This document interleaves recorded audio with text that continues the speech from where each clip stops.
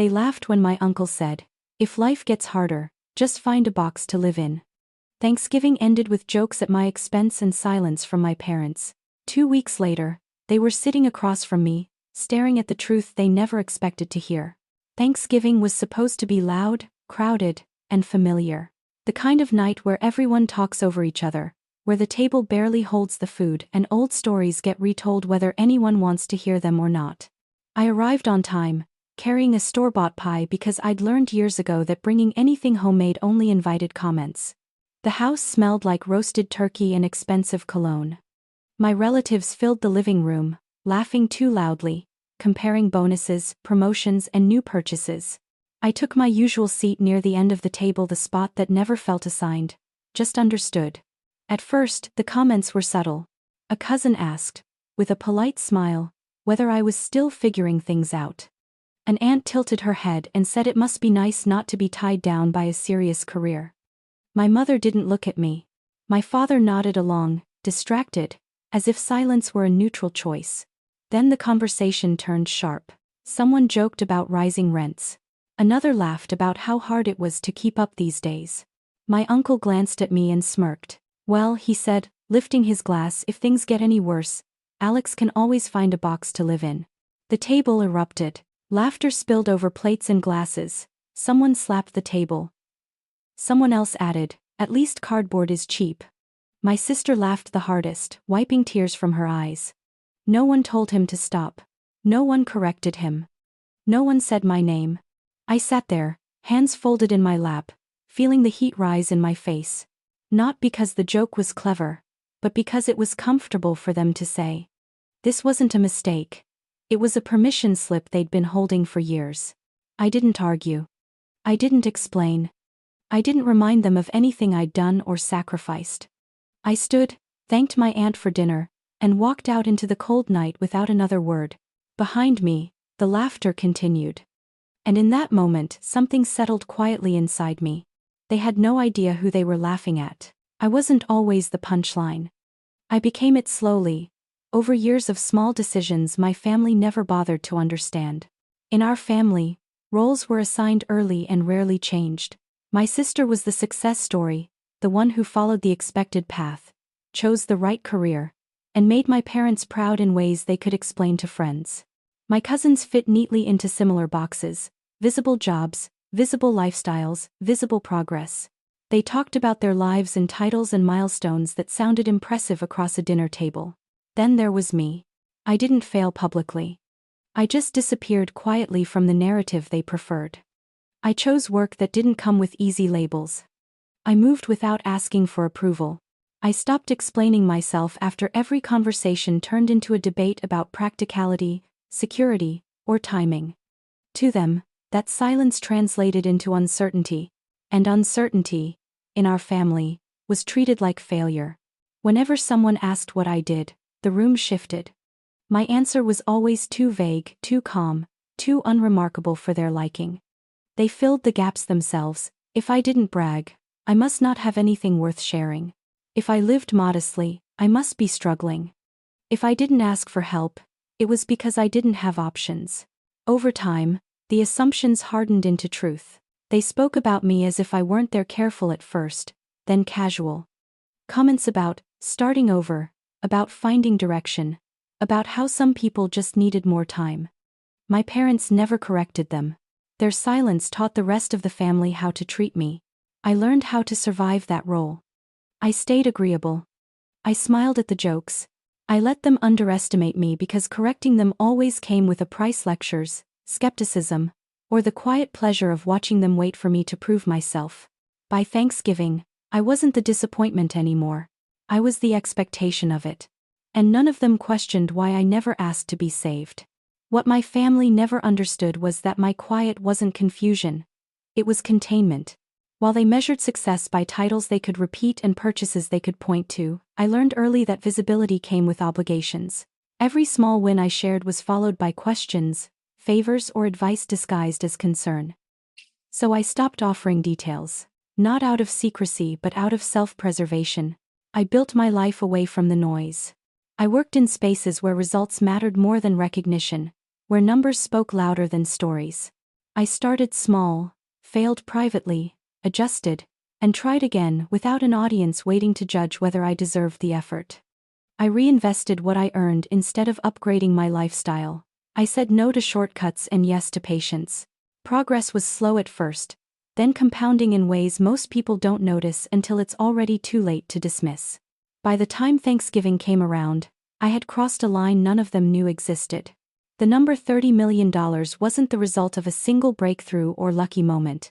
It was the accumulation of years of discipline, long stretches of uncertainty, and decisions made when no one was watching.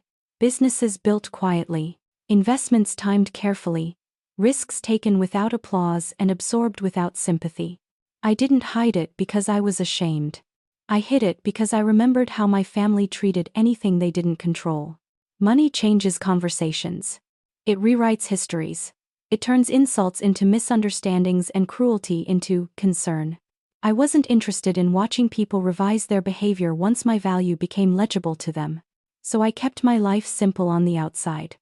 Same clothes. Same habits. Same calm answers at family dinners. I let them believe whatever story made them comfortable. But that night when someone suggested I find a box to live in, something shifted. It wasn't anger. It was clarity. I realized that silence had done its job. It had protected me while I built something solid. But it had also allowed them to mistake my restraint for weakness. They laughed because they believed I needed them. They laughed because they thought I had nowhere else to stand. What they didn't know was that I had already built everything I needed without their approval, without their help, and without ever asking them to see me. And in that moment, I stopped wondering whether I should correct them. I started wondering when they would need me to speak. I didn't announce my departure from the family. I simply stopped showing up. After Thanksgiving, I didn't send messages, didn't respond to group chats, didn't explain why I needed space. Silence has a way of revealing who notices and who only reacts when something is missing that they expect to be there. The family group chat stayed active without me. I could see the notifications stack up before I muted them completely. Snippets slipped through anyway. Jokes about tough love. Casual comments about how some people just couldn't handle pressure. A few well-placed remarks suggesting I was unstable, overwhelmed, maybe even struggling more than I let on. No one asked if I was okay. No one apologized for what was said at the table. My absence became another story they told about me, proof, in their minds, that I was too sensitive, too fragile, too proud to accept help. It was easier for them to believe I'd disappeared out of embarrassment than to consider they'd crossed a line. I let them believe it. Those 2 weeks were quiet in a way that felt intentional for the first time. No defending myself. No rehearsing explanations I'd never use. Mornings were slow. Evenings were mine. I focused on work, on decisions that mattered, on conversations where respect was the default instead of a reward. Occasionally, I wondered if anyone would reach out privately. My mother didn't. Neither did my father. My sister posted photos, dinners out, drinks with cousins carefully framed to suggest unity, normalcy, nothing broken. The silence wasn't painful. It was instructive. It showed me how quickly people fill gaps with assumptions when they don't have access to the truth. And it reminded me why I'd built my life the way I had, independent, contained, untouched by their need to define me. By the end of the second week, I felt steady. Not detached. Not numb. Just resolved. And that was when the first message came in, indirect, cautious, and completely unaware that the balance of power had already shifted. The message didn't come from my family. It came from a number I recognized immediately, formal, careful, the kind of call people make when something has already gone wrong and they're trying to contain the damage. A professional voice asked if I had a moment to talk. They used my full name. Not the version my family used. The one tied to contracts and authority. There was a situation developing, they said. Time-sensitive. Complicated. I listened without interrupting as they explained the problem. A deal connected to an entity my family had been involved with indirectly, and without understanding the full structure behind it. Something they had assumed was safe because it looked small, something they hadn't realized was part of a much larger framework. The words clicked into place quietly. This wasn't a coincidence. It was convergence. 2 weeks earlier, they had laughed because they believed I was irrelevant. Now, without knowing it, They were standing inside something I owned, something I controlled, something they couldn't navigate without permission. The caller asked if I was willing to attend a meeting. Neutral location, minimal exposure, no assumptions about the outcome. Just a request for clarity. I didn't rush to respond. I looked at my calendar. Empty. I thought about Thanksgiving. About the table. About the joke that landed so easily because no one expected consequences. I can be there, I said finally. But there are conditions. There was a pause on the other end of the line. Then, agreement. When the call ended, I sat in the quiet and felt something settle, not satisfaction, not revenge, alignment. This wasn't about proving anything. It was about deciding whether I would continue absorbing disrespect for the sake of peace or whether I would let reality speak for itself. I didn't reach out to my family. I didn't warn them. I didn't prepare a speech. They would walk into the room believing they were still in control. And I would let them, because sometimes the most powerful response isn't correction. It's presence. And 2 weeks after they told me to find a box to live in, they were about to learn exactly whose ground they were standing on. The meeting room was neutral by design, glass walls, pale wood, no personal details. The kind of place meant to keep emotions out of the conversation. I arrived early, took a seat near the end of the table, and waited. When my family walked in, they didn't recognize me at first. They were focused on the situation, papers in hand, quiet urgency in their voices. My sister was speaking quickly, confident in that familiar way she used when she believed she was in control. My parents followed, tense but composed, nodding along as if agreement could substitute for understanding. Then someone cleared their throat and gestured toward me. "This is the principal stakeholder," they said. "The one we mentioned, Alex Morgan." The room went still. My sister's sentence trailed off mid-word. My father frowned, trying to place me. My mother's eyes narrowed, confusion giving way to something closer to disbelief. No one spoke. No one laughed. I stood, not dramatically, not to make a point, just enough to meet their eyes. "We've met," I said calmly. "Recently." The recognition hit in stages. Thanksgiving flashed across their faces. The table. The joke. The laughter. The way I'd walked out without explaining myself. My sister's mouth opened, then closed.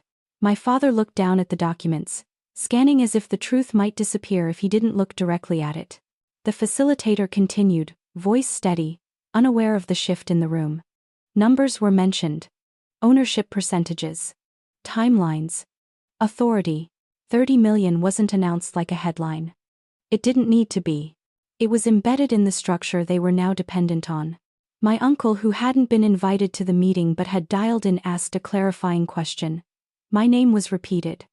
My role confirmed. Silence settled again, heavier this time. I didn't smile. I didn't apologize. I didn't remind them of what they'd said. I didn't need to. But when my sister finally looked at me, her voice came out small. "Why didn't you tell us?" I met her gaze, steady and unraised. "You didn't ask," I said. "You assumed." No one interrupted. No one defended themselves. For the first time, they were listening, not because they cared, but because they had to. As the meeting moved forward, I spoke when necessary. Clear. Precise. Unemotional. I wasn't there to surprise them. I was there because reality had arrived before my explanation ever did. And there was no way to laugh it away. The shift was immediate, and it was unmistakable. The same people who had laughed 2 weeks earlier now avoided my eyes. Conversations softened. Words became careful, measured, rehearsed. My sister tried first an awkward half smile, a comment about how no one ever really knows what family members are dealing with. My mother followed with a quiet sigh, as if regret alone could rewrite memory. My father said nothing at first. He watched. Calculated. Then finally offered a line about misunderstandings and how families sometimes say things they don't mean. I let them speak. Every sentence revealed the same pattern: explanations without accountability, apologies shaped like negotiations. Not one of them addressed the cruelty directly. Not the laughter. Not the silence that followed it. When they realized I wasn't rushing to reassure them, the tone shifted again. The urgency crept in. They asked what I wanted. How we could move forward. Whether there was a way to smooth things over. That was the moment I understood the reversal wasn't about money. It was about leverage. For years, I had been expected to absorb discomfort to keep the peace. Now, for the first time, they were the ones uncertain, waiting for cues, adjusting themselves around me. I didn't raise my voice. I didn't threaten. I simply made it clear respect wasn't retroactive. It wasn't something they could offer only once the balance of power changed. And I wasn't interested in pretending otherwise. I didn't walk away from that meeting feeling victorious. I walked away clear. What I wanted wasn't an apology shaped by fear or respect born from numbers on a page. I wanted distance clean, intentional, and honest. So I set boundaries the same way I'd built everything else in my life, quietly and without negotiation. I told them what would and wouldn't happen next. Business would remain business. Personal access would not be automatic. There would be no sudden closeness to make up for years of dismissal, no rewriting of the past to make the present more comfortable. If they wanted a relationship, it would have to start where it should have always begun, with basic decency. Some nodded. Some looked offended. My sister asked if I was punishing them. My mother asked if this meant I was cutting everyone off. I didn't frame it that way. I told them I was protecting myself. That protection meant fewer visits, no group chats, no casual jokes at my expense, no assumptions about my availability, my resources, or my silence meaning consent. If those boundaries were respected, contact could exist. If not, distance would remain. There was no dramatic ending. No raised voices. Just clarity replacing confusion. For the first time, I wasn't shrinking to fit the space they allowed me. I was deciding how close anyone was permitted to stand. And that choice, more than any number attached to my name, was the real resolution. What I learned from all of this is simple. People will define you by what they can see, not by what you've built in silence. And when you allow that definition to stand unchallenged, it becomes permission. Success doesn't always need an announcement. Sometimes it needs boundaries. If you've ever been underestimated, mocked, or reduced to a version of yourself that made others comfortable, remember this: your worth isn't proven by correcting them. It's proven by living well and refusing to accept disrespect once you no longer need their approval. Build quietly, protect your peace, and speak only when it truly matters. If my story resonated with you, I invite you to leave a comment, not just to support me but to share your own experience. Sometimes, being underestimated shapes us more than success ever could. If you believe in self-respect, quiet strength, and boundaries, please like, subscribe, and join this community.